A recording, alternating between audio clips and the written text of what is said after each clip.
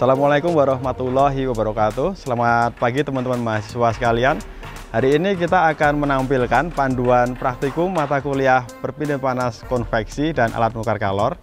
Nah, untuk penjelasan nanti kita akan dibantu oleh teman-teman koas yang besok juga akan membantu teman-teman di laboratorium. Untuk modul yang akan teman-teman ambil mata kuliah ini adalah yang pertama itu aliran melewati rangkuman tabung, kemudian yang kedua adalah alat penukar kalor. Untuk lebih jelasnya, teman-teman bisa menyimak penjelasan dari teman-teman koas berikut ini. Assalamualaikum warahmatullahi wabarakatuh. Di depan saya terdapat alat yang bernama Cross Flow Heat Exchanger tipe H351. Alat ini berguna untuk mendeteksi aliran menyilang atau cross flow yang terdapat pada beberapa alat penukar kalor seperti cell and tube heat exchanger. Bagian-bagian pipa ini menunjukkan bahwa seperti pada cell and tube heat exchanger itu seperti pada tube yang terkena baffle sehingga alirannya akan menyilang. Kemudian untuk saluran udaranya di sini sebesar 9,75 kali 10⁻³ meter persegi. Kemudian untuk test sectionnya terdiri dari 27 pipa yang berdiameter 16 mm dan berjarak antar titik pusat 32 mm. Kemudian di sini terdapat aktif elemen. Aktif elemen di sini berdiameter 15,8 mm dengan panjang 50 mm. Kemudian terdapat termometer di sini yaitu untuk mengukur suhu udara masuk yaitu T2. Kemudian T3 untuk mengukur suhu udara keluar. Kemudian terdapat blower di bagian bawah berfungsi sebagai penghisap udara. Kemudian di sini terdapat manometer yang berguna untuk mengukur tekanan udara masuk. Kemudian di sini terdapat air speed control yaitu untuk mengukur atau mengatur aliran udara yang melewati alat ini. Untuk prosedur pengujiannya di sini yang pertama adalah memastikan bahwa aktif elemen sudah terpasang, kemudian pipa-pipa yang lainnya juga sudah terpasang. Kemudian yang pertama adalah menyalakan main switch. Kemudian yang kedua adalah mengatur suplai aliran listrik pada alat ini sebesar 35. Kemudian setelah itu adalah menghidupkan air speed control. Kemudian mengatur agar tekanan udara masuknya sebesar 2 mm. Setelah langkah ini selesai, kemudian dilakukan pengambilan data, yaitu dengan mencatat adanya suhu masuk dan suhu keluar, dengan menunggunya setelah steady.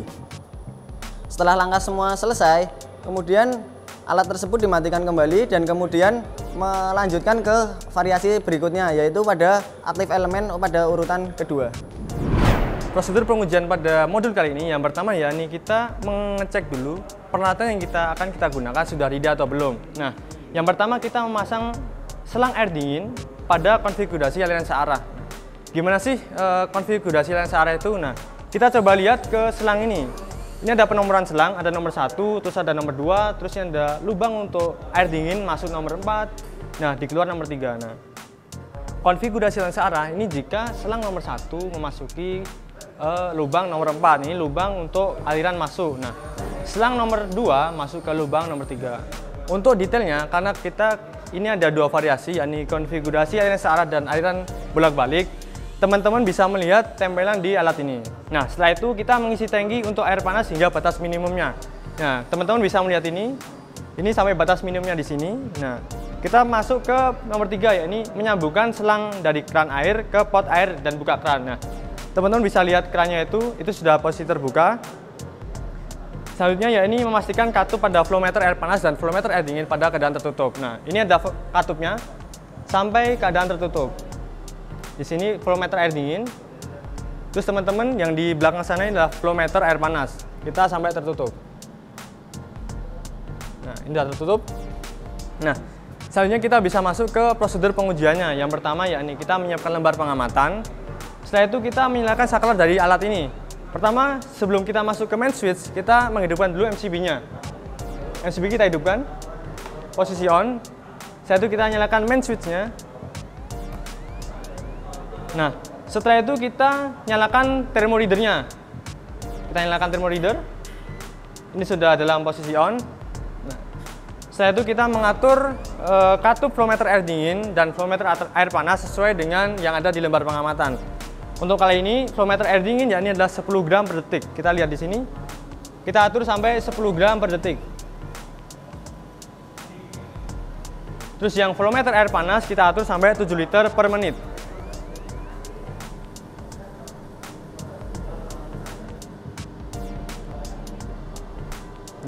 Setelah kita mengatur ini, kita menyalakan saklar dari heater yang akan kita gunakan. Kita nyalakan heaternya.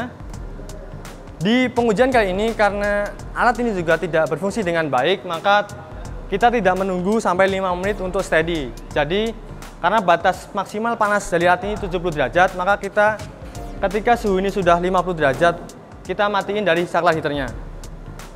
Kita tunggu sampai 50 derajat.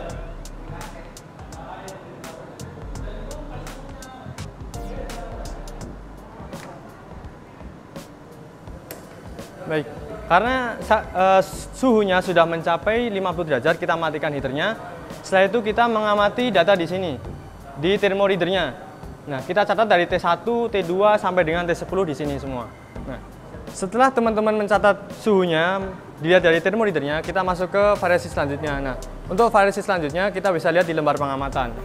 Sebelum kita memasuki untuk variasi selanjutnya, kita mematikan saklar heaternya dan kita tunggu sampai sekitar 25 derajat Celcius. Ketika konfigurasi searah sudah selesai, kita mengubah selang ini memasuki konfigurasi aliran bolak-balik. Nah, kita melepas selang ini sesuai dengan yang ada di papan di sini. Selang 1 masuk ke lubang nomor 3 dan selang 2 masuk ke lubang nomor 4.